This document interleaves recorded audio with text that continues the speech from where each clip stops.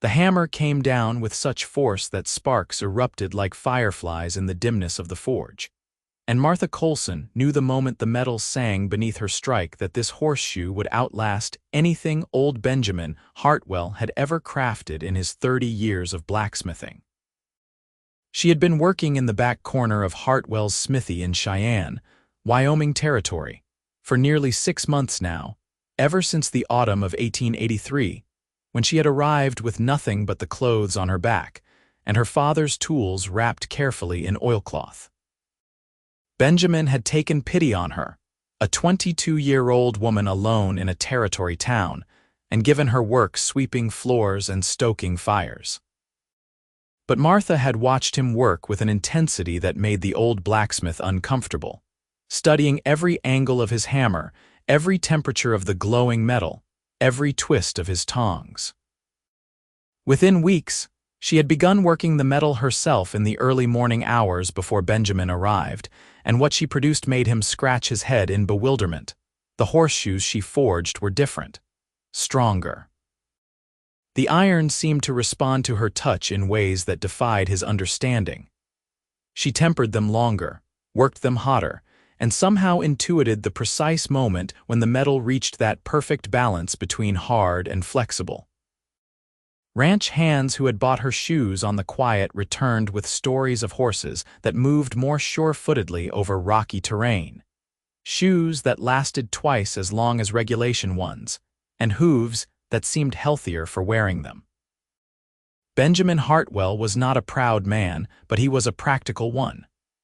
When customers began specifically requesting the work of his mysterious backroom assistant, he raised her wages and gave her more freedom at the forge.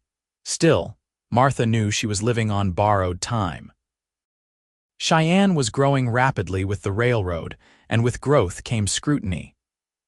A woman doing a man's work was tolerated in the rough early days of a frontier town, but as civilization crept westward, so did its restrictions. She was working on her 5th horseshoe of the morning when the bell above the smithy door chimed. Martha glanced up from her work, pushing a strand of dark hair from her sweat-dampened forehead with the back of her leather glove. The man who entered had to duck slightly beneath the doorframe, and even in the dim light of the forge, she could see he carried himself with the easy confidence of someone accustomed to wide open spaces. He wore dusty trail clothes, a worn leather vest over a dark shirt, and boots that had seen serious use. His hat was pulled low, but when he removed it, she caught sight of sun-weathered features and eyes the color of a summer sky just before dusk.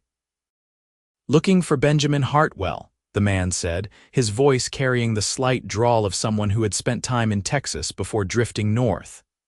"He is at the general store," Martha replied, setting down her hammer. "He should return within the hour. Can I help you with something?" The man's gaze swept the smithy, taking in the various works in progress, before settling on Martha with undisguised curiosity. "You work here?" "I do." Martha met his eyes steadily, used to this question and the various reactions that followed. She waited for the dismissive comment or the knowing smirk, but neither came. Instead, the man stepped closer to her workbench, examining the horseshoes she had lined up for cooling. He picked one up, testing its weight, running his thumb along the carefully shaped edge. "These yours?" "They are." He was quiet for a long moment, turning the horseshoe over in his capable hands. Martha noticed those hands, calloused and strong, with the kind of scars that spoke of hard work and harder falls. Heard talk in town about horseshoes that were lasting longer than they had any right to. Fellow at the saloon said his boss bought some here, said they were the best he had ever seen. Said they came from Hartwell's but did not quite look like Hartwell's usual work. Martha felt her pulse quicken slightly. "And what brings you asking after them?" "Name is James Brennan," he said, setting the horseshoe down carefully and extending his hand. "I run a ranch about 40 miles north of here, up in the grasslands where the Laramie River bends east. Got 60 horses and a problem." She took his hand, feeling the firm grip, the calluses that matched her own. "What kind of problem?" "The kind where I am going through horseshoes faster than I can afford to replace them." Rocky terrain up there and I work my horses hard. Got a roundup coming in 6 weeks, and I need my entire string sound and ready. My regular blacksmith moved on to Colorado, and the new fellow in town cannot keep up with demand. I need someone who can forge me enough shoes for 60 horses, and I need them to last. Martha studied James Brennan carefully. He was perhaps 26 or 27, she estimated, with the lean build of a man who spent his days in the saddle. There was something direct about him that she appreciated, a straightforwardness that seemed rare in her experience. That would be 300 shoes, allowing for spares. It would take time. How much time? Working steady 3 weeks, perhaps 4. James nodded slowly, his eyes never leaving hers. And if I paid you to come north and do the work at my ranch? I have got a forge there, nothing fancy, but it is functional. You could work without interruption, no other jobs getting in the way. The proposition hung in the air between them, and Martha felt the weight of it. To leave Cheyenne, even temporarily to work on a remote ranch for a man she had just met, was not without risk.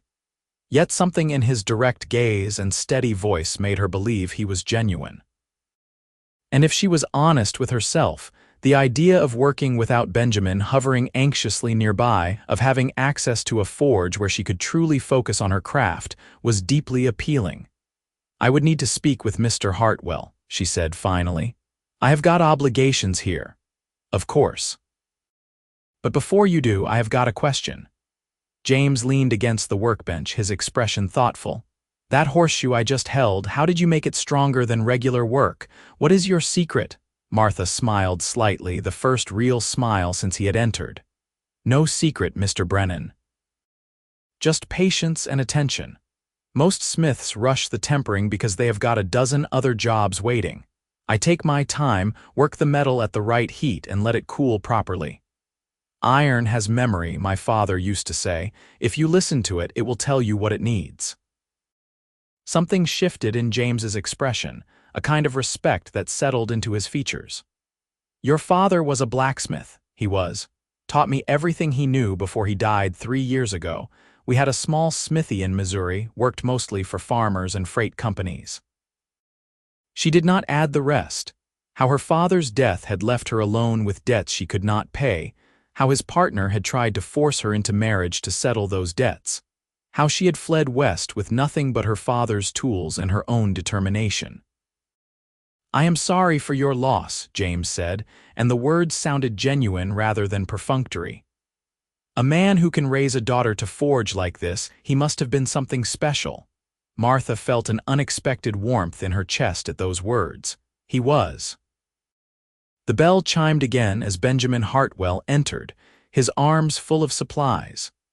The old blacksmith's eyes widened slightly at seeing James Brennan in conversation with Martha, but he recovered quickly, setting down his parcels and wiping his hands on his leather apron. Help you with something, mister? James straightened, replacing his hat. James Brennan, I run the Broken Creek Ranch north of here. I am looking to hire someone to forge horseshoes for my string, about 60 head. Heard your work was the best in the territory. Benjamin's chest puffed slightly with pride. Well now, that is kind of you to say. I have been working iron in these parts for near on 30 years. When would you be needing this work done? Soon as possible. I would pay premium rates, and I would need the smith to come north to my ranch to do the work. Got a forge set up there, all the materials you would need. The pride on Benjamin's face faded slightly, replaced by uncertainty. Leave Cheyenne? Well, I do not know about that. I have got obligations here, other customers waiting on work. James glanced at Martha, then back to Benjamin. I will be straight with you, Mr. Hartwell. The shoes I am interested in, they are the ones your assistant here forges. I have seen the quality, heard the testimonials. If Miss Coleson is willing to come work at my ranch for the month it takes to complete the job, I will pay her wages directly, plus a bonus for the inconvenience. You would be free to handle your other obligations here without interruption. Benjamin's mouth opened and closed several times, his face reddening. Now see here, Martha works for me.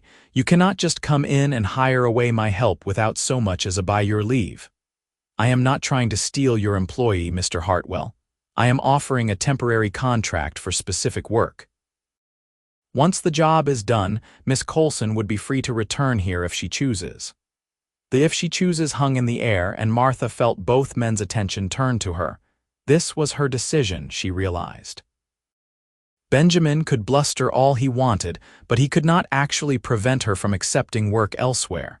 She was not an indentured servant, merely an employee, and not a particularly well-paid one at that. "What are you offering for wages?" she asked James directly. $75 for the completed work, plus room and board while you are at the ranch. That is $25 more than I would pay the smithy in town for the same job, on account of the quality and the travel required. Martha did quick calculations in her head. $75 was more than she made in 3 months working for Benjamin. It was enough to buy her own tools, maybe even rent a small space and set up her own forge. It was, quite simply, an opportunity she could not afford to refuse. "I will do it," she said, meeting James's eyes.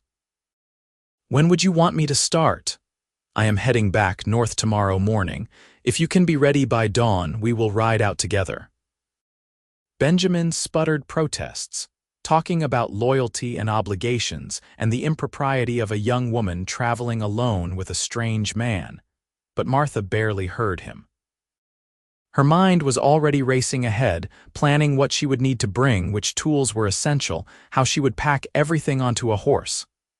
"I will be ready," she told James. He smiled then, a genuine expression that reached his eyes and made him look younger, less weathered. "Good. Meet me at the livery stable at first light. Bring whatever tools you need. I will have a pack horse ready for your gear." After James left, Benjamin launched into a lengthy lecture about recklessness and the dangers of the frontier and what kind of reputation Martha would get riding off alone with a rancher she had just met. Martha let him talk, nodding in the appropriate places, but her mind was elsewhere. She was thinking about wide, open spaces and a forge where she could work without interruption, about horseshoes that would carry animals across rocky terrain, about the way James Brennan had looked at her work with respect rather than skepticism. That evening, she packed her meager belongings into a worn leather saddlebag. Her father's tools, carefully wrapped and oiled, went into a separate canvas roll. She had few clothes, fewer personal items. The books her father had treasured, technical manuals on metalworking and a few volumes of poetry he had loved, were too heavy to bring. She wrapped them carefully and left them in her rented room, hoping she might return for them someday. Sleep came fitfully that night. Martha lay in her narrow bed, listening to the sounds of Cheyenne settling into darkness around her. Saloon music drifted from the main street, punctuated by occasional shouts and laughter. A dog barked somewhere in the distance. She thought about what she was doing, riding off into the Wyoming grasslands with a stranger, and wondered if she was being brave or merely foolish. But then she remembered the way James had examined her horseshoe, the careful attention he had given it, the respect in his voice when he spoke of her father. Something in her gut told her this was right, that this opportunity was worth the risk. Dawn came cold and clear, the sky lightening from black to deep blue to pale gold. Martha dressed in her sturdy traveling clothes, practical wool trousers her father had made for her, and a heavy shirt under a leather vest. She braided her dark hair tightly and covered it with a wide-brimmed hat. With her tools slung over her shoulder and her saddlebag in hand, she made her way through the quiet streets to the livery stable. James was already there, checking the cinches on 2 horses and a sturdy pack animal. He looked up as she approached, nodding approvingly at her practical attire. "Good. You know how to sit a horse." "I do. My father and I traveled by horseback when we moved between towns for work." "This is Copper," he said, indicating a roan mare with a gentle eye. "She is steady and sure-footed. The terrain gets rough once we leave the main trail." Martha secured her tools to the pack horse with practiced efficiency, making sure everything was balanced and tied down properly.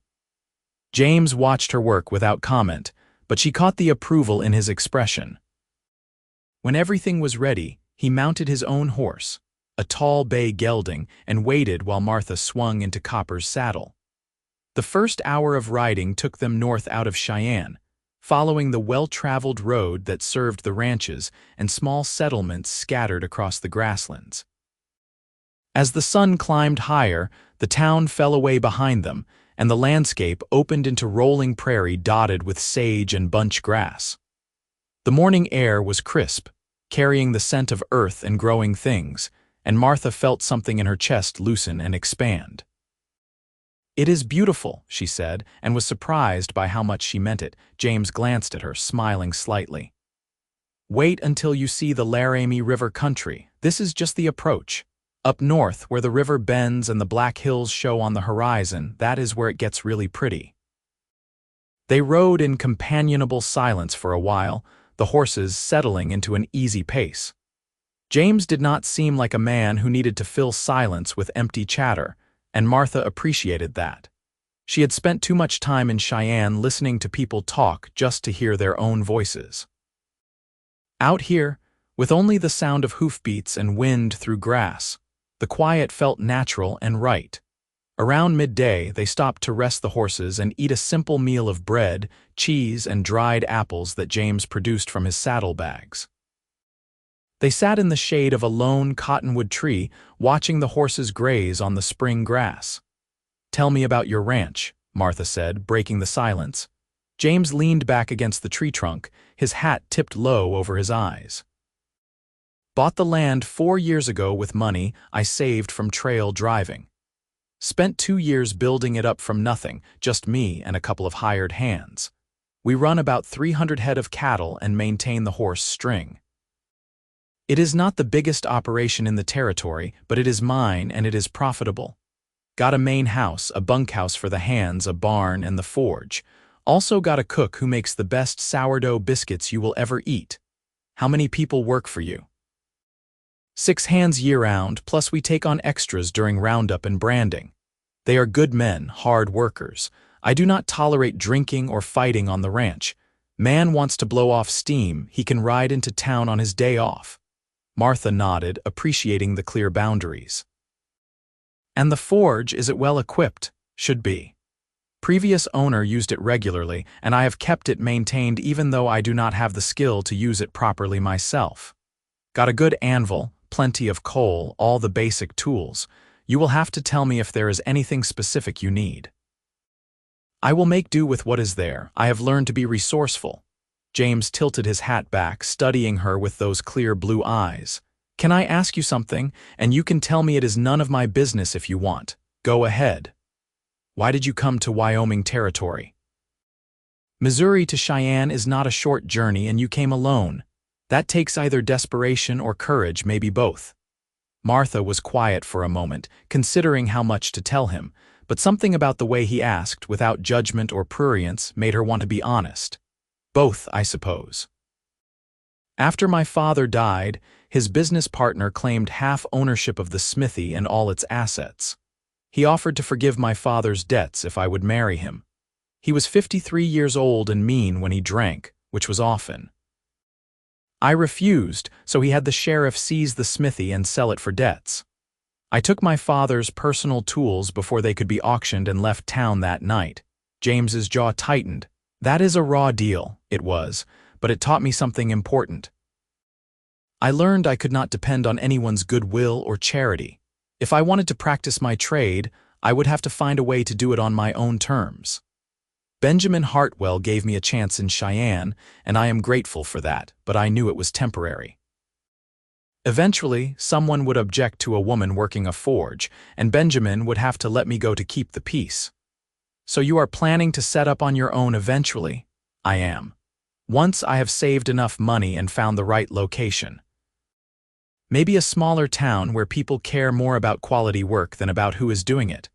Or maybe I will just keep moving, work for a while in one place, and then move on before the complaints start." James was quiet, digesting this. "For what it is worth, I do not care if you are a woman or a three-legged dog.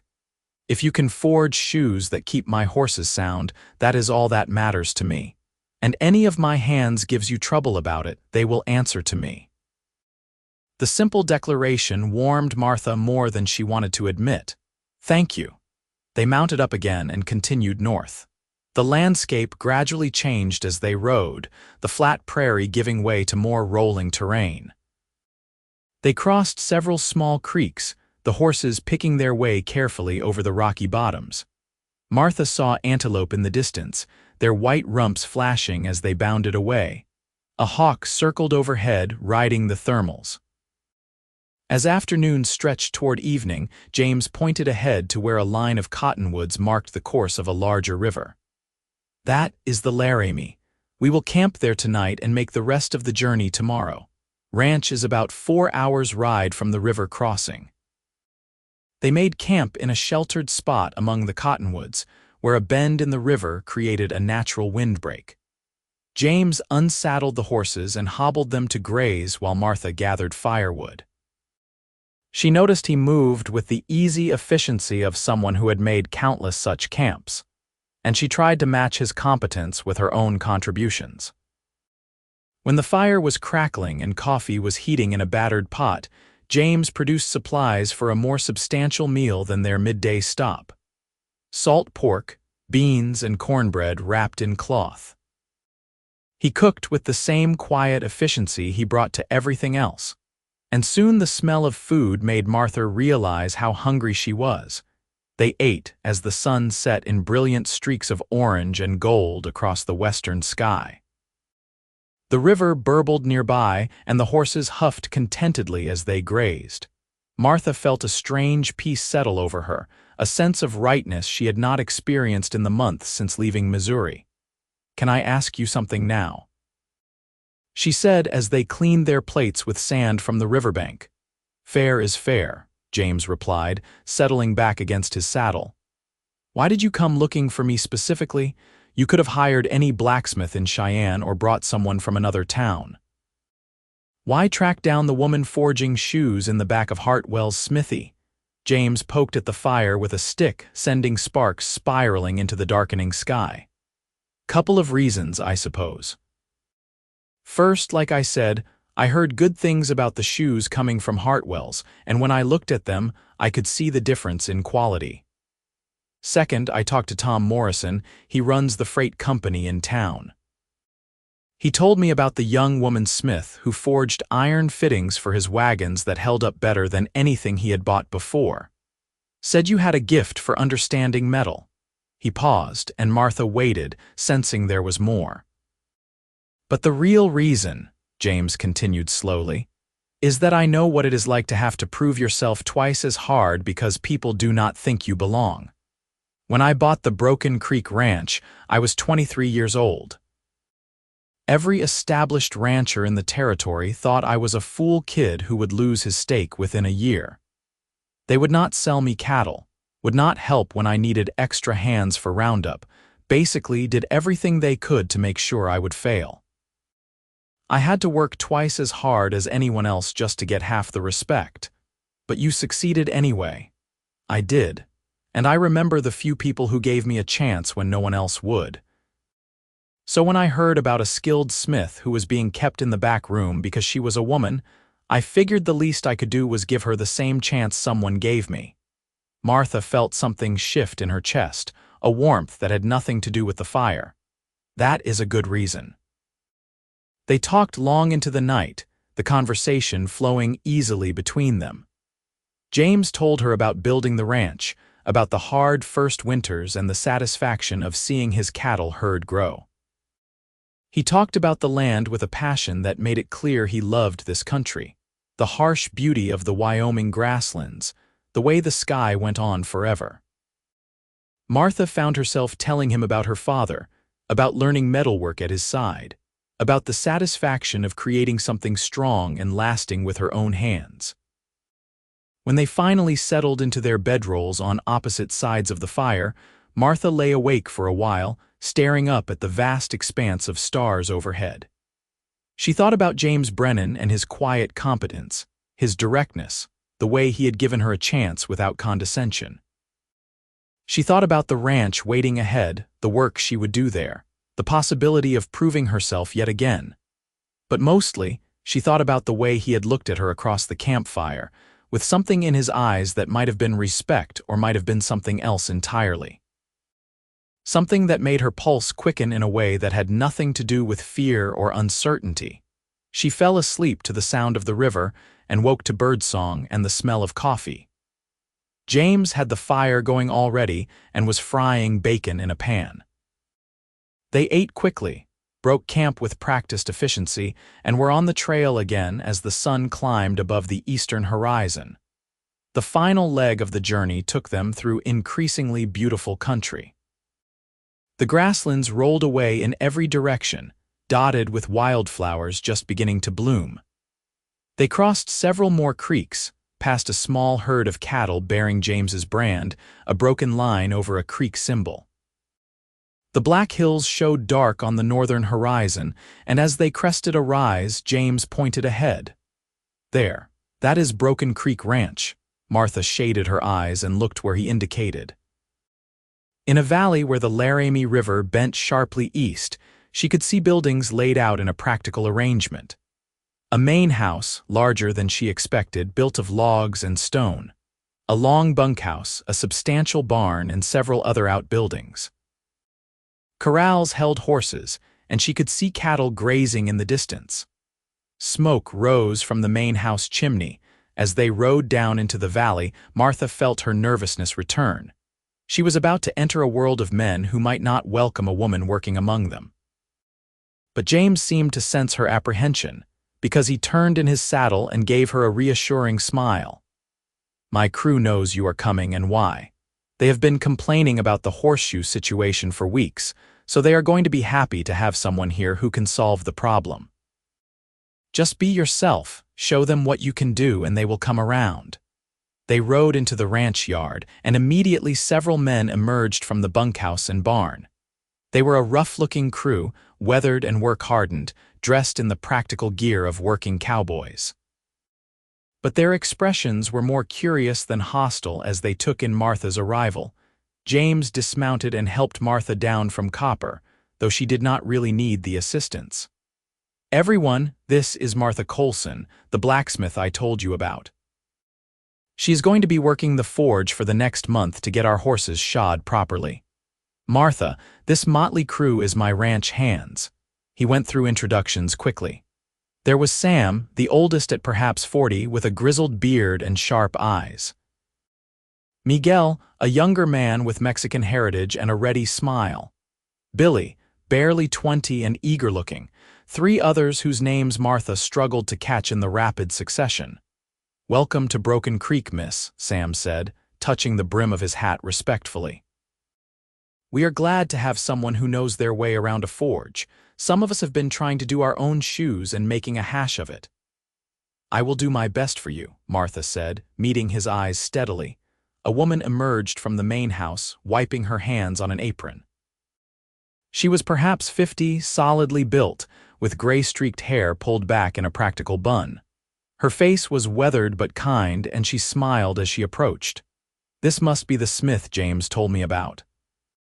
I am Clara. I cook for this establishment and keep the house from falling down around everyone's ears. Come on inside, dear, and I will show you where you will be staying.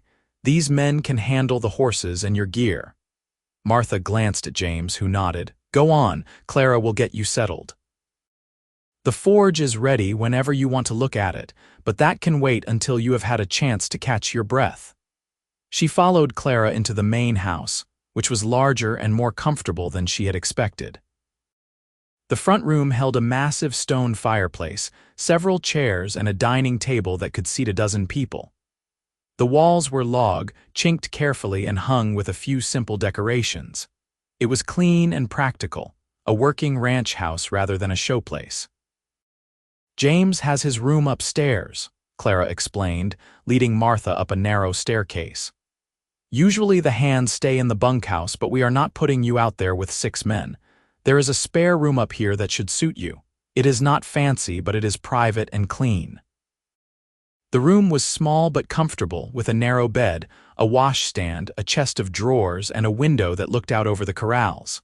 It was more than Martha had expected, certainly better than her cramped room in Cheyenne. "This is wonderful, thank you," she said sincerely. Clara studied her with sharp eyes. "James tells me you are a skilled blacksmith. I have got to admit, I was surprised when he said he was bringing back a woman to work the forge. But then I thought about it, and I realized there is no reason a woman cannot work iron as well as a man, long as she has the strength and knowledge for it. My father trained me well. I have been working metal since I was 12 years old. Well then, I look forward to seeing what you can do. Meals are at dawn, noon, and dusk. I ring a bell when food is ready. You are welcome to eat with everyone in the main house, or I can bring a plate to wherever you are working if you prefer."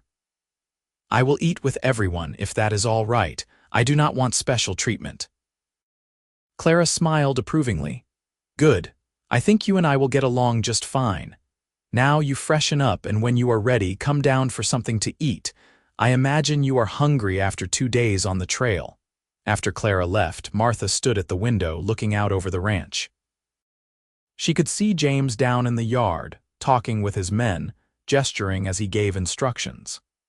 They all seemed to listen attentively, and she realized that whatever challenges he had faced in establishing himself, he now clearly commanded respect here. She washed her face and hands in the basin, changed into a clean shirt, and headed back downstairs. Clara had set out fresh bread, butter, cold meat, and coffee, and Martha ate gratefully. Through the window, she could see the forge building, a squat structure of stone and wood with a tall chimney. As if summoned by her thoughts, James appeared at the back door. "Want to take a look at the forge?" Martha followed him across the yard. Several of the ranch hands were working nearby, but they paid little obvious attention, though she felt their sidelong glances. The forge building was well constructed, she noted approvingly. James pushed open the door, and she stepped into a space that made her heart lift. The forge itself was substantial, with a good deep fire bowl and a bellows that looked well maintained. The anvil was a beauty, at least 200 pounds, set at exactly the right height. Tools hung on the walls, some showing rust but most in decent condition. There was a quenching barrel, a workbench, and even a small covered area where raw iron stock was stored. "This is excellent," Martha said, running her hand along the anvil's surface. "Better than I expected. Previous owner was serious about his metalwork. I have tried to keep everything functional even though I have not really used it. Sam knows enough to do basic repairs, but nothing complicated." Martha was already mentally inventorying what she would need, planning her work. "I will need to fire up the forge and test everything, make sure the chimney draws properly and the bellows are sound.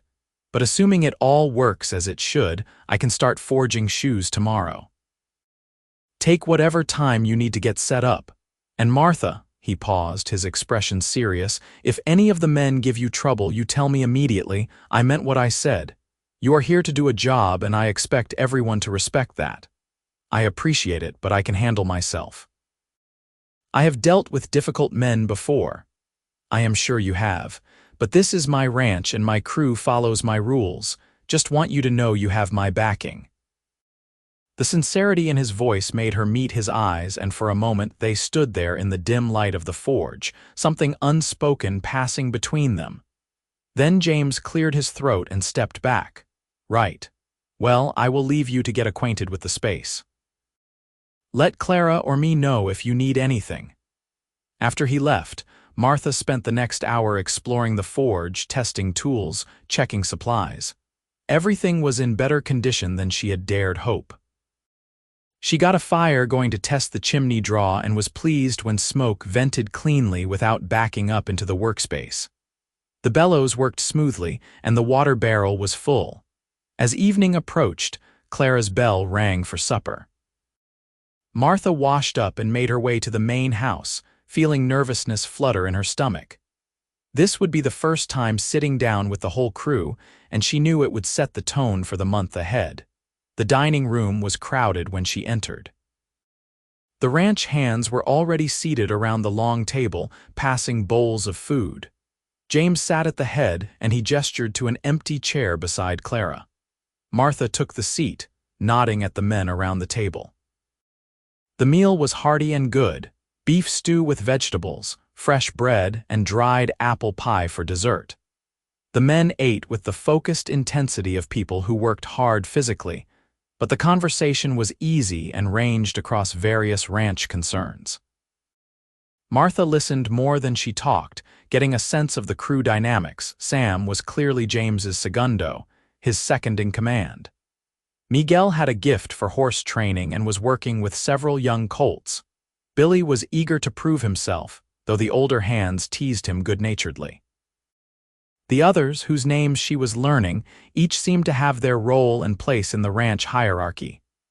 "So, Miss Coleson," Sam said during a lull in conversation, "James tells us you forge horseshoes stronger than standard work. What is your secret?" All attention turned to Martha, and she felt the weight of their curiosity. This was a test, she realized. They wanted to know if she was the real thing or just someone James had been fooled by. "No secret," she said calmly. "Just proper technique and patience.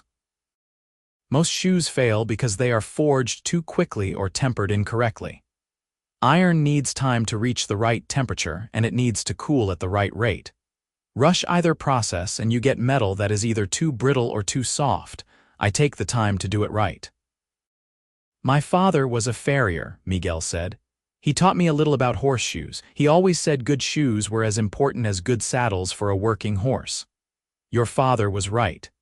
A good shoe protects the hoof, provides traction, and lasts long enough to be worth the cost. A bad shoe can lame a horse or fall off at the worst possible moment. Had that happened during last roundup," Billy chimed in. "Lost a shoe in rough country, had to walk my horse 10 miles back to the ranch. Horse was limping by the time we got back." James had been listening quietly, but now he spoke. "Which is exactly why we are going to do this right. Martha will forge shoes for the entire string, and we will get every horse properly shod before roundup. That means when we are out in rough country, we will not have to worry about losing horses to lame feet." The men nodded approvingly, and Martha felt some of the tension in her shoulders ease. They might be skeptical of her as a woman, but they clearly respected James's judgment, and they understood the practical value of what she was offering. After supper, she helped Clara clear dishes despite the older woman's protests, then retreated to her room. She was exhausted from 2 days of travel and the nervous energy of entering a new situation, but she also felt a cautious optimism. The ranch was well run, the forge was excellent, and James Brennan seemed to be a man of his word. She fell asleep quickly and woke before dawn, her body clock attuned to early rising. She dressed in her work clothes, sturdy trousers and a leather apron over a heavy shirt, and made her way down to the kitchen. Clara was already there, starting breakfast, and she poured Martha a cup of coffee without comment. "You do not have to be up this early," the older woman said. "Breakfast is not for another hour." "I am used to starting early. Thought I would get the forge fired up and begin work." Clara studied her thoughtfully. "You really love this work, don't you?" "I do. There is something about working metal, taking raw iron and shaping it into something useful and strong. My father used to say it was almost like magic, transforming one thing into another through fire and skill." "Sounds like you had a good father." "The best." Martha finished her coffee and headed out into the pre-dawn darkness. The forge building was cold, but she got a fire started quickly, building it up with coal and working the bellows until the flames glowed hot and bright. She selected several bars of iron stock, good quality material, and set them near the forge to warm. Then she lit additional lanterns to illuminate the workspace and began laying out her tools in the order she would need them. By the time the sun was fully up, she had the forge burning at the right temperature and her first bar of iron heating to working temperature. She pulled it from the flames when it reached that perfect cherry-red glow, laid it on the anvil, and brought her hammer down in a clean, ringing strike. The sound of hammer on anvil rang across the ranch yard, and Martha lost herself in the rhythm of the work. Heat the metal, hammer it into shape, return it to the fire, repeat. Each horseshoe required precise work. The curve had to be exactly right, the nail holes properly placed, the edges smooth. She worked steadily through the morning, completing 6 shoes before Clara's bell rang for the noon meal. She was washing up when James appeared, examining the shoes she had laid out to cool. He picked one up, testing it as he had in Cheyenne, and she saw approval in his expression. "Beautiful work," he said. "You make it look easy." "It is not easy, but it is familiar. I have forged thousands of shoes over the years." They walked together to the main house for lunch. The hands were already there, talking among themselves, but several of them glanced at Martha with what looked like new respect. The sound of the forge hammer had apparently reassured them that she knew what she was doing. The afternoon passed in similar fashion. Martha returned to the forge and continued her work, falling into the meditation of repeated skilled motion. But as the sun began lowering toward the western horizon, she heard horses approaching and looked up to see Miguel leading 3 horses toward the forge. "Boss said to start with these 3, he called. "They need shoes most urgently. If you can do them today, that would be helpful." Martha nodded, setting aside the loose shoes she had been working on. "Bring the first one in. I will need to check the hooves before I fit the shoes." What followed was a different kind of work. Each horse had different hooves, different needs. She had to examine them carefully, trim any overgrown sections, check for thrush or other problems, and then select the shoes that would fit best. The first horse, a bay mare, stood quietly while Martha worked. She talked to the animal in a low, soothing voice, keeping her movements calm and steady. Miguel watched with obvious interest as she heated a shoe, held it briefly to the hoof to check the fit, then returned it to the forge for adjustments. The smell of burning hoof filled the air when she did the final fitting, but the horse did not flinch. Martha worked quickly but carefully, nailing each shoe in place with precise strikes that set the nails without damaging the hoof wall. "Your father did a good job teaching you about horses as well as iron," Miguel observed. "She is standing calm for you." Horses know when someone is confident and competent. If I am nervous or rough, they react. If I am calm and careful, they usually settle. By the time she finished all 3 horses, the sun was setting and she was thoroughly exhausted. Her arms ached from swinging the hammer, her back protested from bending over hooves, and she was covered in soot and sweat. But the 3 horses walked sound, their new shoes fitting perfectly, and she felt the deep satisfaction of work well done. James was waiting when she emerged from the forge, leading the last horse back to the corral. "Miguel says you did excellent work. He is usually pretty critical about shoeing. They are good horses, made my job easier."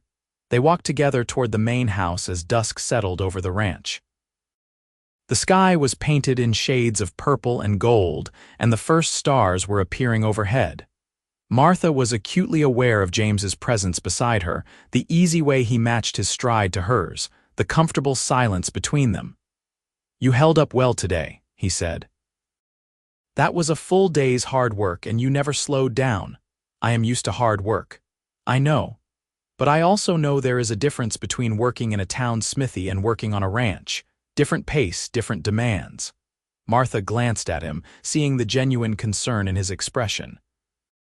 "Are you worried I cannot handle the job?" "No. I am impressed that you are handling it so well, and I want to make sure you know you do not have to kill yourself trying to prove anything. We have got time to get this done right." "I appreciate that. But I also know that every day I am here costs you wages and board. I want to earn what you are paying me." James stopped walking, turning to face her fully. In the fading light, his eyes were serious. "Martha, I hired you because you are skilled, not because I expected you to work yourself into the ground. You are worth what I am paying you just for the quality of your work. Do not think you have to prove anything beyond that." The words settled into her chest with surprising warmth. It had been a long time since anyone had expressed faith in her abilities without making it contingent on proving herself repeatedly. "Thank you. That means more than you know." The days fell into a rhythm after that. Martha rose early, worked the forge through the morning, broke for meals with the crew, and returned to her work in the afternoon. She completed loose shoes for the spare stock, and then began systematically shoeing the horses in the ranch string. Miguel brought them to her in groups of 2 or 3, and she worked with each animal individually, checking their hooves, fitting shoes, making adjustments. The ranch hands grew increasingly comfortable with her presence.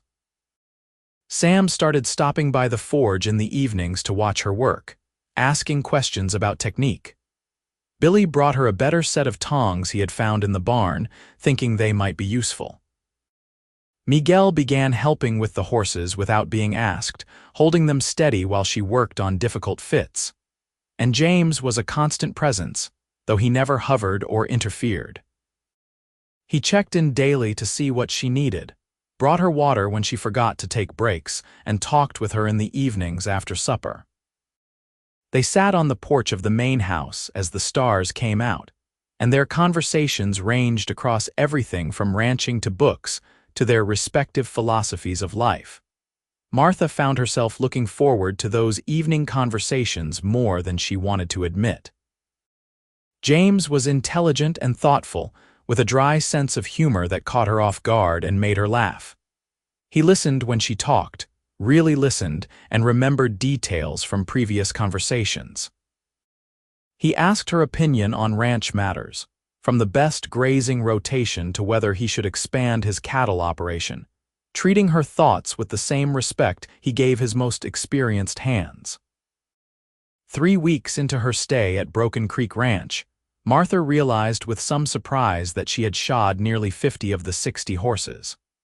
The work was going faster than anticipated because she had fallen into perfect rhythm with the forge and the animals.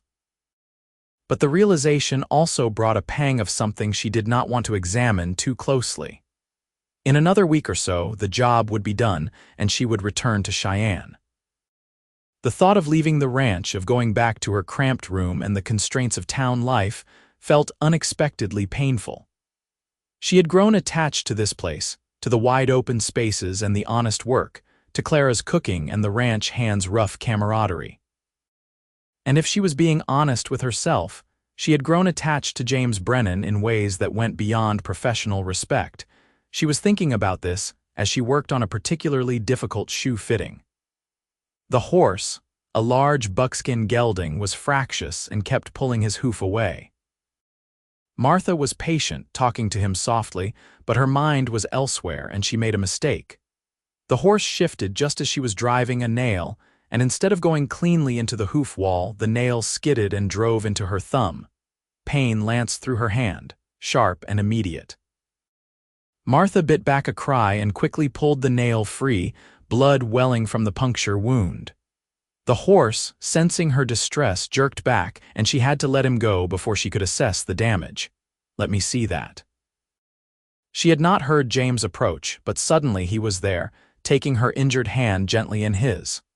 Blood was flowing freely from the deep puncture, and he quickly produced a clean handkerchief, pressing it against the wound. "Come on, we need to clean this properly." He led her out of the forge and toward the main house, keeping pressure on her hand. Martha felt shaky, whether from the injury or from the warmth of his touch, she was not sure. Clara took one look at them and immediately heated water, producing bandages and a bottle of whiskey. "This is going to sting," James warned as he cleaned the wound with whiskey-soaked cloth. He was not wrong. Martha hissed through her teeth as the alcohol burned into the puncture, but she held steady. James worked with surprising gentleness, cleaning the wound thoroughly before wrapping it snugly with clean bandages. "You need to keep this clean and watch for infection," he said, not releasing her hand immediately. "A puncture like that, especially with a dirty nail, can turn bad quickly." "I know, I have had worse.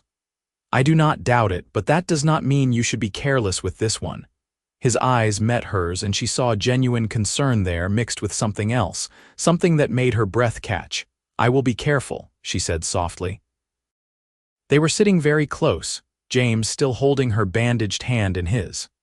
Martha was intensely aware of the contact, of the calluses on his palms, of the way his thumb was absently stroking the back of her hand.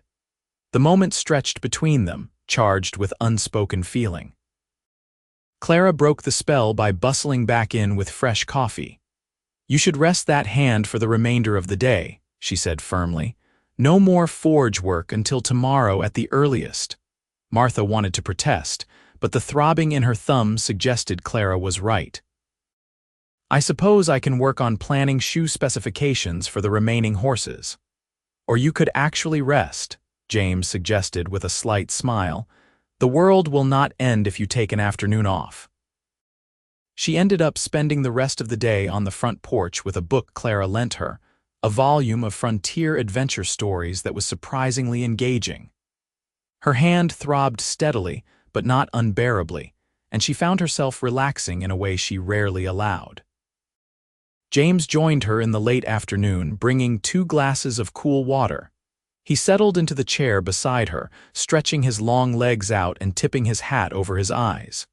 You did not have to stop working on my account, Martha said. I was due for a break anyway. Besides, I wanted to make sure you were following doctor's orders. You are not a doctor. No, but I have patched up enough injuries over the years to know basic wound care. That includes making sure stubborn blacksmiths do not ignore medical advice. Martha laughed despite herself. Fair enough. They sat in comfortable silence for a while, watching the ranch activity unfold below them. The hands were working with horses in the corral, and the sound of hoofbeats and occasional shouts drifted up. The afternoon sun was warm but not hot, and a breeze carried the scent of grass and distant pine. Can I ask you something? James said eventually. Of course. What are you planning to do after this job is finished? Go back to Cheyenne and work for Hartwell again? Martha had been avoiding thinking about this question, but now it hung between them, demanding an answer. I do not know, she admitted. Going back to Cheyenne feels like a step backward, but I do not have enough saved yet to set up my own shop. And even if I did, I am not sure Cheyenne is where I want to be. What would you do if you could choose anything? She thought about that, really thought about it. I would want to work somewhere like this, a ranch or a small town where I could forge practical items that people truly need. Horseshoes, tools, hardware, wagon repairs. I would want to work with people who value quality and skill over appearances, and I would want to feel like I was building something lasting, not just scraping by day to day. James was quiet for a long moment. When he spoke, his voice was careful. What if I told you there might be a way to have that here? Martha's heart gave a strange lurch. What do you mean? I mean that in the 3 weeks you have been here, I have seen how much value a skilled smith brings to a ranch operation. Not just for shoeing horses, but for all the repair work and tool maintenance that constantly needs doing. Sam has been doing his best, but he is the first to admit he does not have the skill for fine work. And I have been thinking about expanding the ranch, maybe taking on custom horse training as a side business. That would mean even more need for a good farrier. He turned in his chair to face her fully. What I am trying to say, probably badly, is that I would like you to consider staying on permanently. Not as a temporary hire, but as a permanent part of the ranch operation. I would build you a proper smithy, better than what we have now, and pay you a regular wage plus a percentage of any custom work you do. You would have full independence to run the forge as you see fit. Martha stared at him, hardly daring to believe what she was hearing. James, that is an incredibly generous offer. It is a practical business decision, he said, but there was something in his eyes that suggested it might be more than that. You are the best smith I have encountered in this territory. I would be a fool to let you ride away if there is a chance you might stay. I would need to think about it, Martha said, though her heart was already singing yes. It is a big decision, of course. Take all the time you need. The offer is open-ended. But even as he said it, Martha could see the hope in his expression, and she realized with sudden clarity that this was about more than just business for both of them. Over the past 3 weeks, something had grown between them, something neither had acknowledged but both felt. The easy conversations, the comfortable silences, the way he sought her out and she found herself looking for him, the warmth that bloomed in her chest whenever he smiled at her. She was falling in love with James Brennan, and she suspected he felt the same way about her. The realization should have frightened her. Instead, it felt right in a way that nothing had felt right since her father's death. Here, on this ranch in the Wyoming grasslands, she had found not just work but a place where she belonged. And perhaps, just perhaps, she had found someone who saw her for who she truly was and valued her accordingly. "I do not need time," she heard herself say. "I would like to stay. If the offer is genuine, I accept." The smile that broke across James's face was like sunrise, brilliant and warm. "It is genuine, more genuine than anything I have offered in a long time." They sealed the agreement with a handshake, but both of them held on longer than strictly necessary, and when their hands finally parted, the warmth of the contact lingered. The news of Martha's permanent employment spread quickly through the ranch. The hands expressed approval, some with more enthusiasm than others, but even the most reserved seemed pleased at the prospect of having a skilled smith on hand. Clara was delighted, declaring that it was about time the ranch had another woman around to balance out all the masculine energy. Over the next week, as Martha finished shoeing the remaining horses in the string, James began planning the new smithy. He consulted with her extensively, asking what she would need, what layout would work best, what equipment would make her work more efficient. They spent hours sketching plans, debating details, and Martha was struck by how seriously he took her input. This was not token consultation but genuine partnership in planning her workspace. The current forge had been adequate, but James had ambitious plans for the new one. A larger building with better ventilation, a covered area for working in bad weather, storage for different types of metal, even a small office where Martha could keep records and meet with customers if they expanded into custom work. He wanted to build something that would last and would give her everything she needed to practice her craft at the highest level. As they worked together on these plans, the attraction between them grew more palpable. There were moments when their hands brushed while examining a sketch, when their eyes met across a discussion and held just a beat too long, when the air seemed to thicken with unspoken feeling. But neither of them acted on it directly. James remained respectful, maintaining appropriate distance, and Martha appreciated that even as part of her longed for him to cross that invisible line. The turning point came on a warm evening in early June. Martha had finished shoeing the last of the 60 horses that afternoon, and James had declared a celebration. Clara prepared a special supper, and there was even a bottle of whiskey brought out for toasts. The mood was festive, and after the meal, someone produced a fiddle and started playing. Martha had retreated to the porch to escape the noise and cool down. She was standing at the railing, looking out at the darkening landscape when James joined her. "You did it," he said simply. 60 horses, all properly shod and with time to spare before roundup. I am impressed." "It was good work. I enjoyed it. I am glad, and I am glad you decided to stay. I think," he paused, seeming to choose his words carefully, "I think this place is better with you here." Martha turned to face him, her heart beating faster. "I think I am better for being here. This has been the first time since my father died that I have felt like I truly belong somewhere. Martha, I need to tell you something." James's voice was serious, and he moved closer, close enough that she could see the exact color of his eyes in the lamplight spilling from the house. "These past weeks, working with you, talking with you, watching you master your craft and hold your own with the crew, I have come to care for you. More than I should, probably, given that you work for me. But I cannot keep pretending that this is just a business arrangement for me, because it is not." Her breath caught. "What is it then?" "It is me falling in love with you. It is me lying awake at night thinking about your laugh, and the way you look at the sunset, like it is the most beautiful thing you have ever seen. It is me wanting to build you the best forge in the territory, not just because it makes business sense, but because I want to give you everything you deserve. It is me hoping that maybe, just maybe, you feel something similar." Martha's heart was racing now, but not with fear. With joy, pure and simple. "I do feel something similar. I have been trying to keep things professional, but James, I think I started falling for you the day you walked into Hartwell's smithy and treated my work with respect. Every day since then has just made it stronger." He reached out slowly, giving her time to pull away if she wanted, and cupped her face gently in his calloused hand. "Can I kiss you?" "Yes," she breathed, and then his lips were on hers. The kiss started gentle, almost tentative, but deepened as they both surrendered to the feelings they had been holding back. Martha's hands came up to grip his vest, pulling him closer, and his arms wrapped around her waist, holding her against him.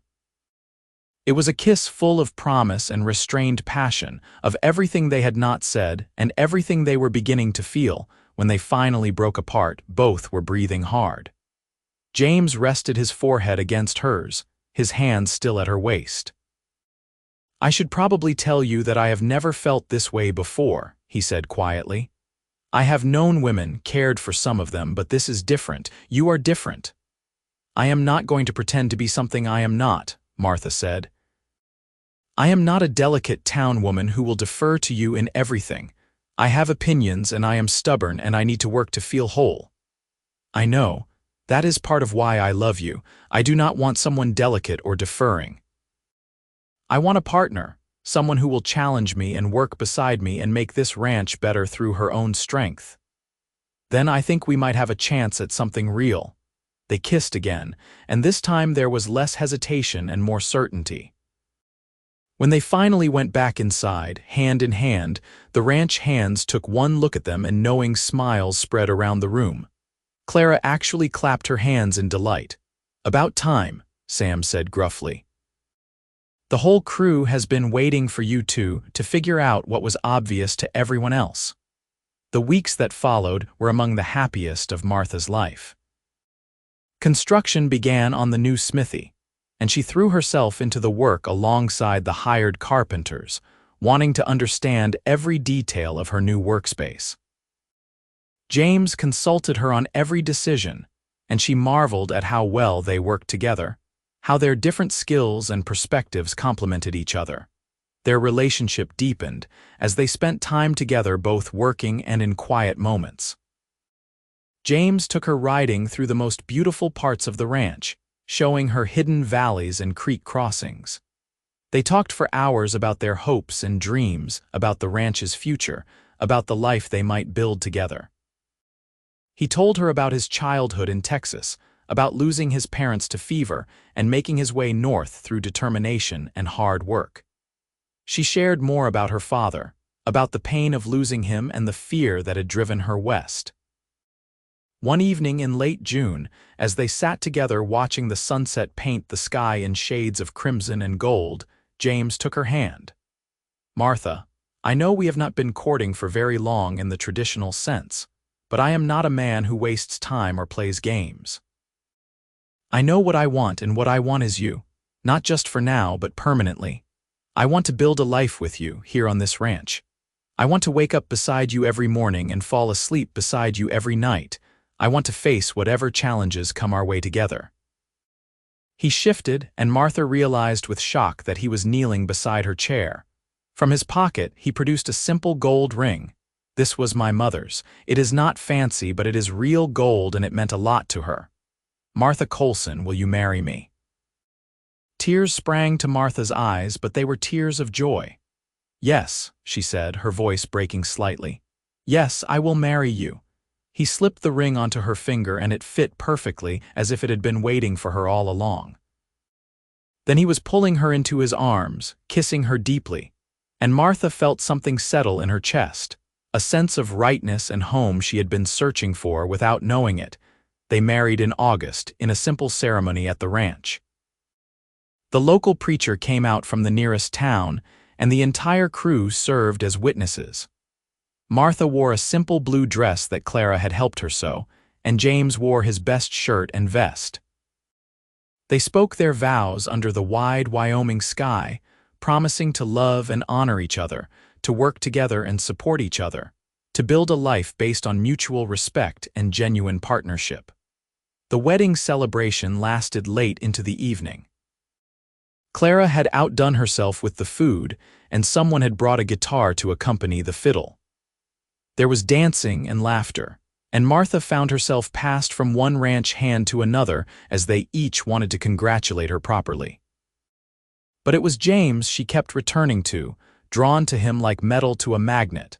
When they finally retired to the main house, now truly their shared home, James carried her over the threshold with surprising ease.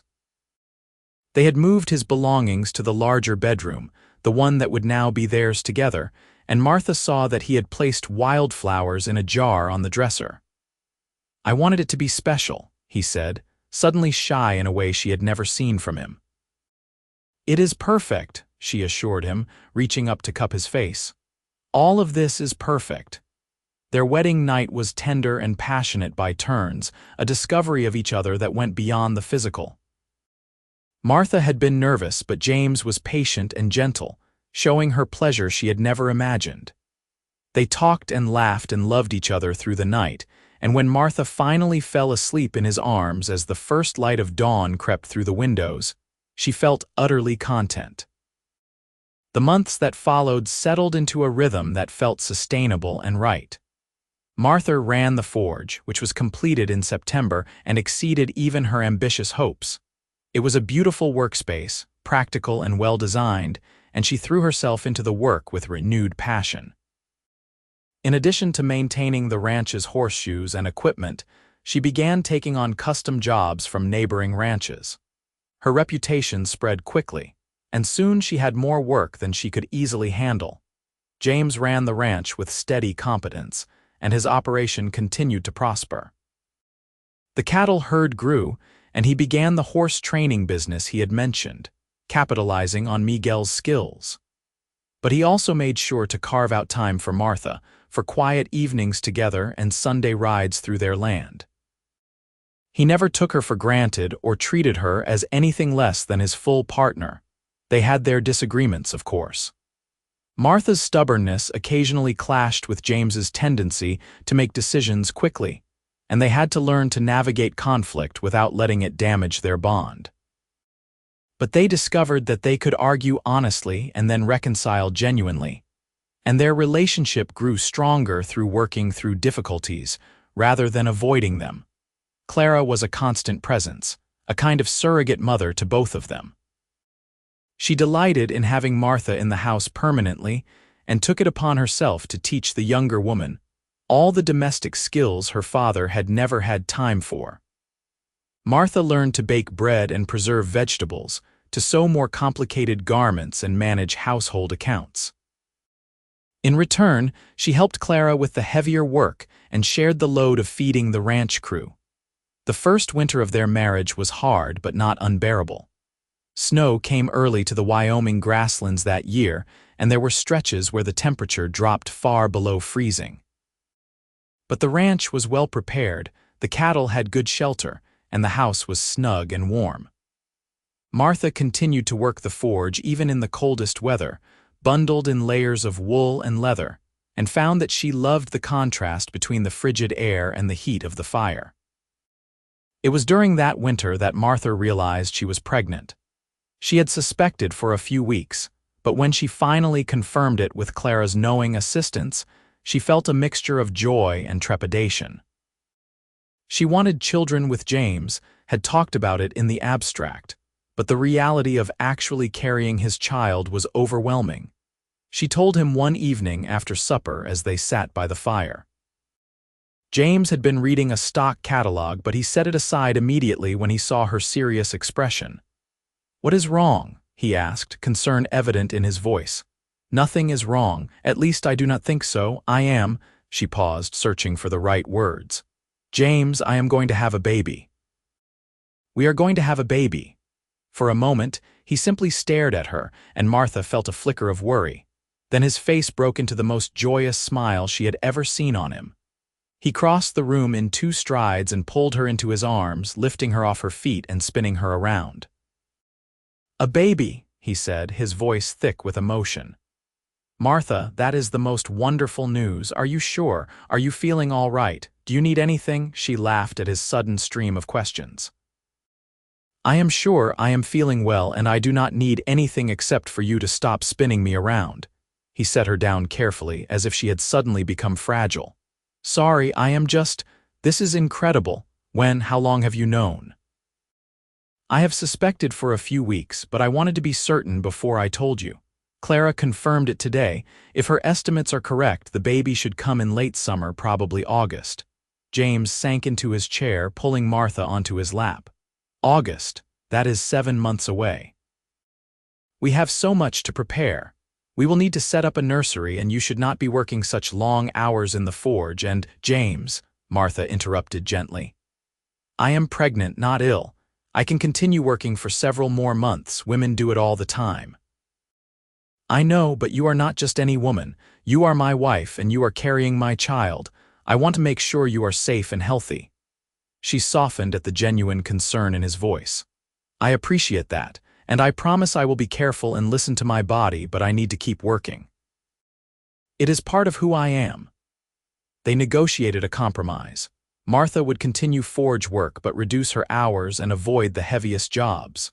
James hired an assistant, a young man named Tom who showed aptitude for metalwork, and Martha began training him to handle routine tasks. It felt strange at first, teaching someone else her craft, but she discovered she enjoyed passing on her knowledge. As her pregnancy progressed through the spring months, Martha found herself changing in ways both physical and emotional. Her body rounded and swelled, and there were days when exhaustion swept over her with surprising force. But there were also moments of profound connection with the life growing inside her, movements and kicks that made both her and James marvel.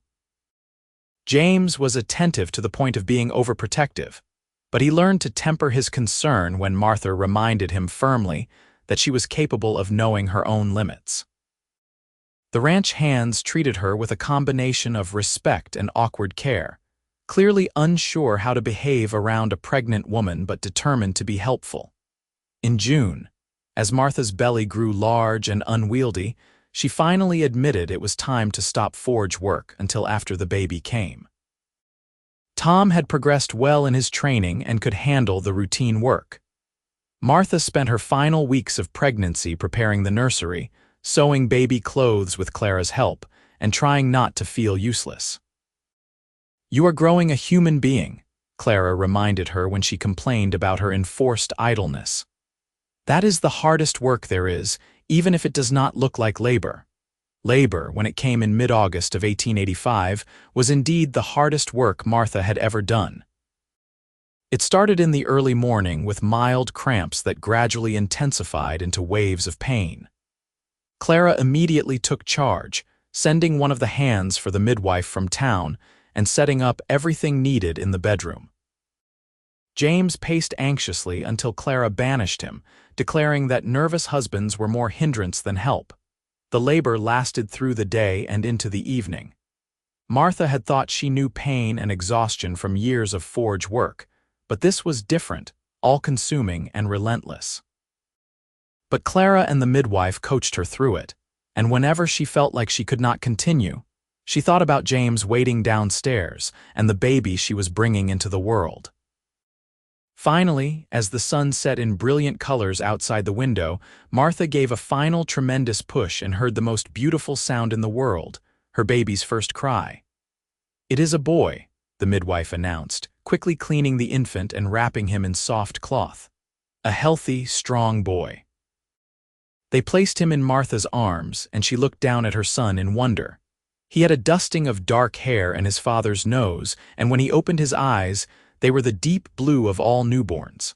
Martha felt her heart expand in a way she had not known was possible. "Can I bring James in now?"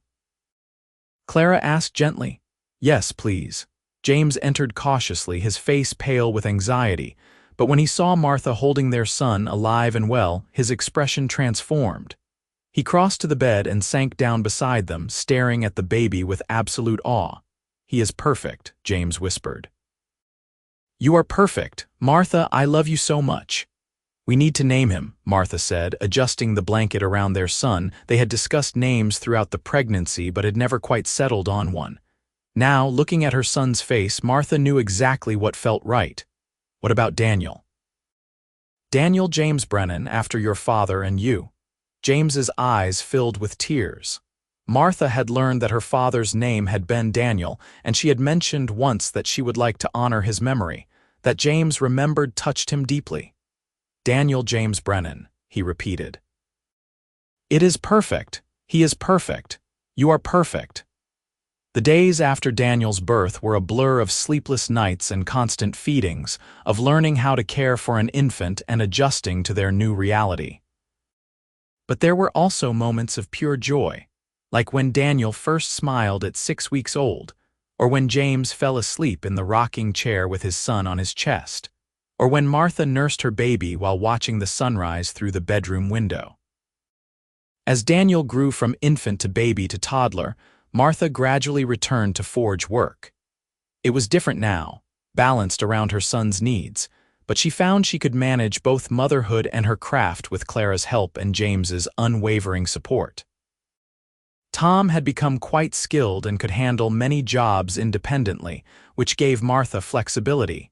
When Daniel was 2 years old, Martha discovered she was pregnant again. This time she felt more prepared, though the morning sickness was worse. Their daughter, Elizabeth Clara Brennan, was born in the spring of 1888, a tiny fierce thing with her mother's determination evident from her first breath. The years flowed by in a way that felt both fast and full. Daniel grew into a curious, energetic boy who loved horses and helping his father around the ranch. Elizabeth was quieter but equally strong-willed, and she showed an early interest in the forge that delighted Martha. Tom eventually left to start his own smithy in a neighboring county, and Martha trained a new assistant, a woman named Sarah who had shown up at the ranch one day asking to learn metalwork. James's ranch continued to prosper. He had expanded into breeding quality horses, and the Broken Creek brand became respected throughout the territory. But he never let work consume him entirely, always making time for his family. He taught Daniel to ride almost before the boy could walk and built Elizabeth a small forge where she could practice with child-safe tools. In 1890, Wyoming became a state, and Martha and James celebrated along with the rest of the territory. They had been married for 6 years now, had 2 healthy children, and had built a life that exceeded both of their early dreams. The ranch was successful. Martha's reputation as a skilled blacksmith had spread far beyond the local area, and their family was strong and loving. One evening in the fall of that year, Martha stood in the doorway of the forge, watching the sun set over the grasslands. The building still smelled of coal smoke and hot metal, familiar and comforting. Through the window of the main house, she could see James playing with the children while Clara prepared supper. She could hear their laughter, bright and clear in the evening air. She thought about the frightened young woman who had fled Missouri with nothing but her father's tools and her own determination. She thought about the day James had walked into Hartwell's smithy, looking for a blacksmith and finding so much more.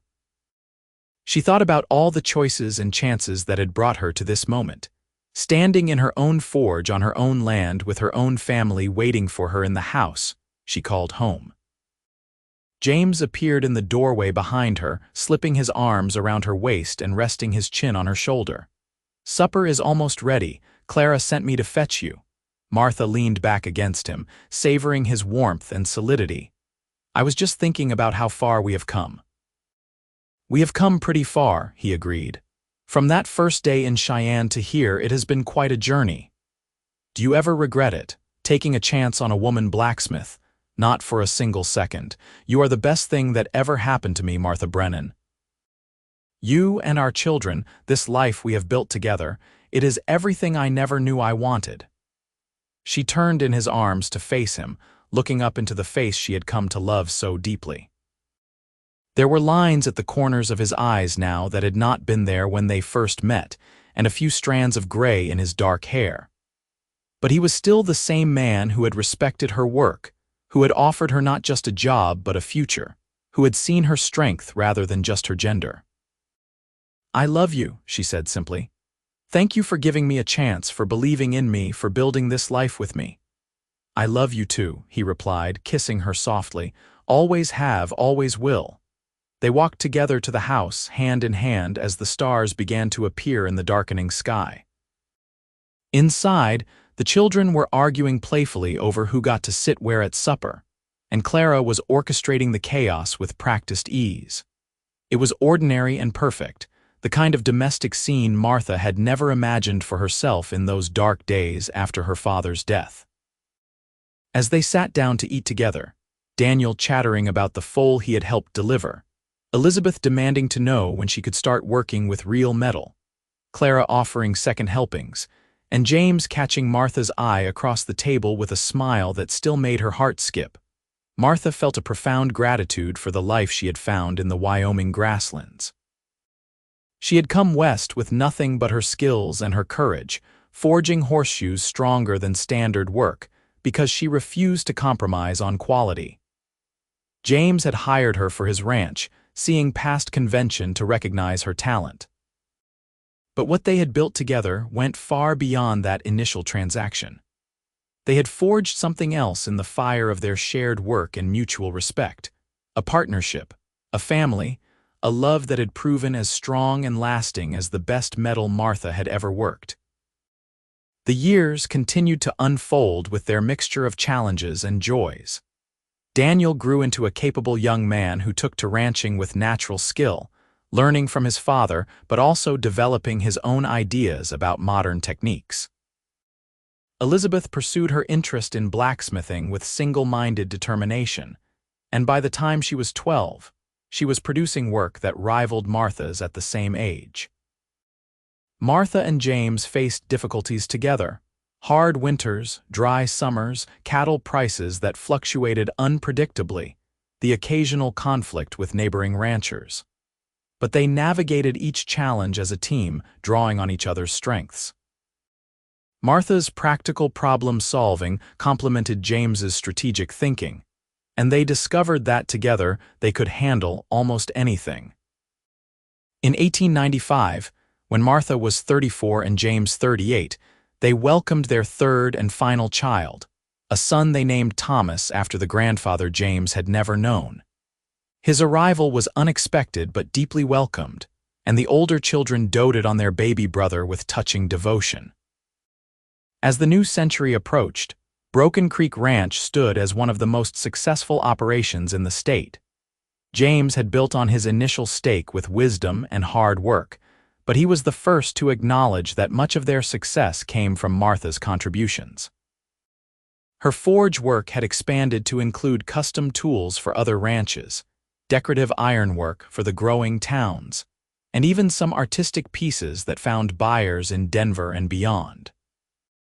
But more than their material success, they had built something intangible and precious, a true partnership based on equality, respect, and deep love.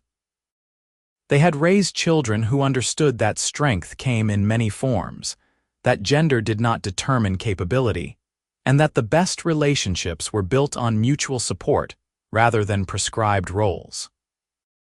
One evening in the summer of 1899, Martha and James celebrated their 15th wedding anniversary with a quiet dinner, just the two of them, while Clara watched the children. They sat on the porch of the house they had expanded over the years, looking out over land they had nurtured and improved together. "Do you remember that first day I walked into Hartwell's smithy?" James asked, reaching for her hand. "Of course.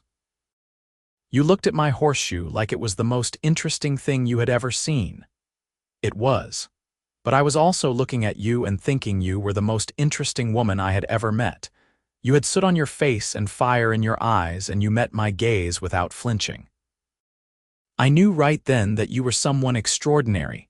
Martha smiled, remembering her own first impressions of the tall cowboy who had seen her work rather than her gender. I thought you were either foolish or visionary, offering me that job. Turned out you were the latter. I was just smart enough to recognize quality when I saw it, whether in metalwork or in people, and I was lucky enough that you took a chance on me. We took a chance on each other, Martha corrected, and we built something that has lasted. James raised her hand to his lips, kissing her knuckles gently. Here is to 15 years and to 50 more if we are blessed. I love you, Martha Brennan, forge master and ranch partner, mother of my children and keeper of my heart. I love you too, James Brennan, rancher and dreamer, father and partner, the man who saw what I could be and gave me room to become it. They kissed in the fading light, their love as strong as it had ever been, tempered and tested by years of shared work and challenges, but emerging stronger for it. In the distance, they could hear the sounds of the ranch settling for the night, horses nickering in the corrals, cattle lowing in the fields, the wind sighing through the grass. Daniel was 17 now, nearly a man, already talking about taking over more ranch responsibilities.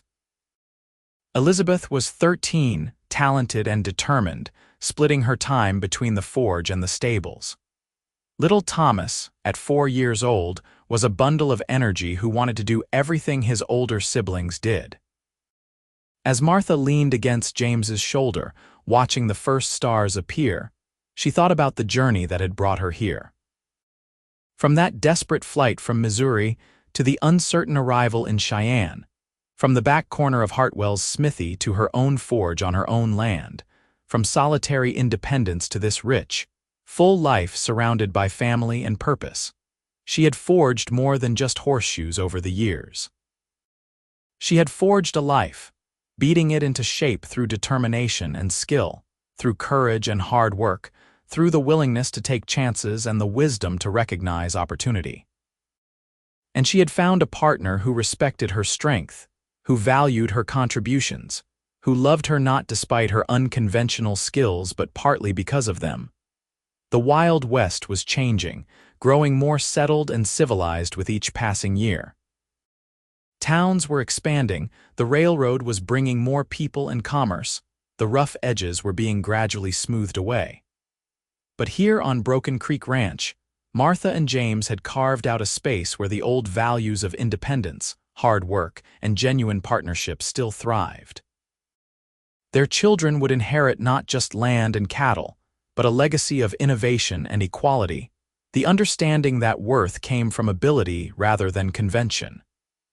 Daniel was learning to run the ranch with progressive techniques that honored his father's wisdom while embracing new methods.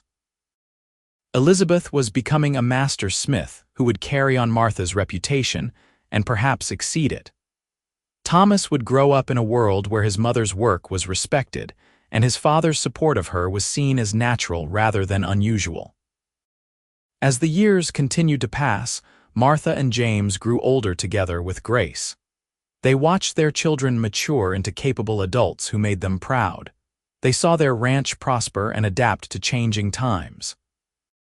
They faced the inevitable losses and griefs that come with a long life, including Clara's peaceful death in her sleep at the age of 78, a loss they mourned together. But through it all, their partnership remained the foundation on which everything else was built. They still made time for quiet conversations on the porch, still sought each other's counsel on important decisions, still found ways to surprise and delight each other after decades together. In 1910, when Martha was 49 and James 52, they became grandparents for the first time when Daniel and his wife welcomed a daughter. Holding her granddaughter for the first time, Martha felt the continuity of generations, the sense that the life she and James had built would extend beyond them into a future they could only imagine. She taught her granddaughter to work metal when the girl was old enough, just as her own father had taught her. She watched James teach his grandson to ride and manage cattle with patience and skill. And she felt profound satisfaction in knowing that the values they held dear, the partnership they had modeled, would influence generations to come. On their 25th wedding anniversary, their children organized a celebration that brought together friends and neighbors from across the state. The ranch was filled with people whose lives had been touched by Martha and James in various ways. Ranchers who had bought Martha's ironwork, young people who had apprenticed in their operations, families who had been helped through hard times by their generosity. As Martha stood with James, surrounded by their children and grandchildren, by the community they had helped build, she felt a sense of completion. She had come to Wyoming territory as a young woman with nothing but her father's tools and her own determination. She had found work and then love and then a life richer than anything she had imagined possible. "What are you thinking?" James asked, slipping his arm around her waist with the easy familiarity of long marriage. "I am thinking about horseshoes," she said with a small smile. "Horseshoes?" "Yes. How I forged them stronger than standard work because I refused to compromise on quality. How that caught your attention and brought you to me. How everything we have built started with those horseshoes and the respect you showed for my craft." James pulled her closer. "Those horseshoes were just the beginning. What we forged together, this life and this love, that is the real masterwork." "Yes," Martha agreed, looking around at their gathered family and friends, at the ranch they had built together, at the legacy they would leave. "Yes, it is." As the sun set over the Wyoming grasslands, painting the sky in the brilliant colors that never grew old, Martha Brennan, blacksmith and ranch woman, wife and mother, partner and pioneer, felt the deep satisfaction of a life well lived. She had taken the raw material of her skills and courage and forged it into something lasting and beautiful. She had found a partner who valued her strength and matched it with his own. Together, they had created not just a successful ranch, but a true partnership built on mutual respect, deep love, and the understanding that the best things in life are forged through shared work and unwavering commitment. The years ahead would bring more changes, more challenges, more joys and sorrows. But Martha faced them with confidence, knowing that whatever came, she and James would handle it together, their love as enduring and strong as the finest metal, tested by fire and time and emerging unbreakable. Their story, which had begun with a woman forging horseshoes in a back corner smithy and a cowboy who had the wisdom to recognize exceptional work when he saw it, had become something far greater. A testament to the power of respect, partnership, and love that transcended the conventions of their time and would inspire generations to come. And when Martha finally set down her hammer for the last time, many years later, surrounded by children and grandchildren who carried on the values she and James had lived by, she did so with no regrets, only gratitude. She had lived fully, loved deeply, and forged a legacy that would last long after the metal cooled and the forge fires died. She had proven that strength came in many forms, that skill knew no gender, and that the greatest things in life were built not alone but in partnership with someone who saw your true worth and helped you become everything you were meant to be. The story of Martha and James Brennan became part of Wyoming folklore, told and retold as an example of what was possible when talent met opportunity, when courage met respect, when two people built something together based on equality rather than convention. Their ranch continued under their children's management, and then their grandchildren's, always carrying forward the principles its founders had established: quality over expedience, respect over tradition, partnership over hierarchy, and love as the foundation for everything else. In the end, it was a simple story. A woman who could forge horseshoes stronger than standard work, and a cowboy who had the wisdom to hire her for his ranch. But from that simple beginning grew something extraordinary, a love story that played out against the backdrop of the Wild West, a testament to what becomes possible when two people see each other clearly, respect each other fully, and choose to forge a life together with the same care and skill that Martha brought to her metalwork. Their legacy endured not in monuments or grand gestures, but in the lives they touched, the family they raised, and the example they set of what true partnership could achieve. And in the forge that still stood on Broken Creek Ranch, now a historical landmark preserved by their descendants, visitors could still see the anvil where Martha had worked, the tools she had wielded with such skill, and read the words engraved on a plaque by the door. Here worked Martha Coleson Brennan, master blacksmith, beloved wife and mother, who proved that strength, skill, and determination know no boundaries. She forged horseshoes stronger than any before, and with her husband James, forged a life and love stronger still.